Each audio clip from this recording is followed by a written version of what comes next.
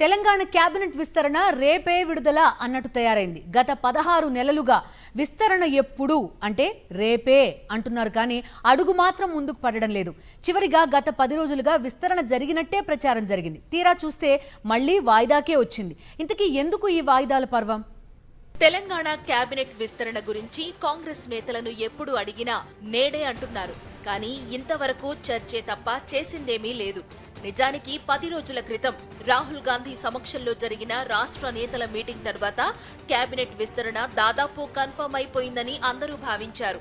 ఉగాది లేదా ఏప్రిల్ 3న మంత్రివర్గ విస్తరణ ఉంటుందని కాంగ్రెస్ నేతలే లీకులు ఇచ్చారు. తీరా ఆ రోజు రాగానే సింపుల్ గా వాయిదా అంటూ మంత్రి పదవి ఆశావహులకు షాక్ ఇచ్చారు ఏఐసీసీ నేతలు.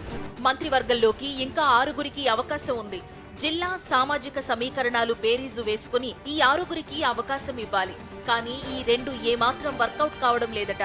దీనికి ప్రధాన కారణం కేబినెట్ స్థానం కోసం రెడ్డి సామాజిక వర్గం నుంచి ఎక్కువ మంది పోటీ పడడమే అని గాంధీ భవన్ లో చర్చ జరుగుతోంది.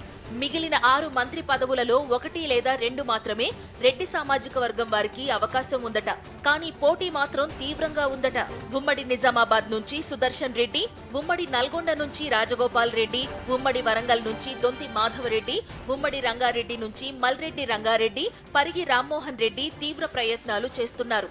సుదర్శన్ రెడ్డి కోసం సీఎం పట్టుబడుతుండగా దొంతి మాధవరెడ్డి కోసం ఉత్తమ్ కుమార్ రెడ్డి ప్రయత్నాలు చేస్తున్నారట. ఇక మల్రెడ్డి రంగారెడ్డి, రామ్మోహన్ రెడ్డిల కోసం జానారెడ్డి ప్రయత్నం చేస్తున్నారు.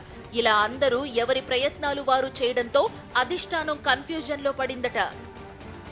విస్తరణలో రెడ్డి సామాజిక వర్గం నుంచి ఒకరికి మాత్రమే అవకాశం ఇస్తాం, ఎవరికి ఇవ్వాలో మీరే చెప్పండి అని రాష్ట్ర నేతలకు ఏఐసీసీ సూచించిందట. దీంతో నేతలంతా ఒక్కొక్కరు ఒక్కో పేరు చెప్పడంతో కథ మళ్లీ మొదటికి వచ్చిందట. ఇలా అయితే కాదని తాము రాజగోపాల్ రెడ్డికి ఎన్నికల సమయంలో మాట ఇచ్చాం కాబట్టి రాజగోపాల్ రెడ్డికి మంత్రి పదవి ఇస్తామని చెప్పిందట ఏఐసీసీ. అయితే ఈ నిర్ణయాన్ని రాష్ట్ర నేతలు ససేమిరా అనడంతో ఏప్రిల్ 2వ వారంలో మరోసారి మాట్లాడదామని రాష్ట్ర నేతలకు చెప్పిందట పార్టీ హైకమాండ్. మొత్తంగా సామాజిక సమీకరణాలు, జిల్లా సమీకరణాలు ఏమాత్రం వర్కౌట్ కాకపోవడంతో కేబినెట్ విస్తరణపై నిర్ణయం తీసుకోలేకపోతున్నారట. ఇటు ఆశావహులు కూడా ఢిల్లీతో పాటు రాష్ట్ర నేతల చుట్టూ తిరిగి అలసిపోయారట.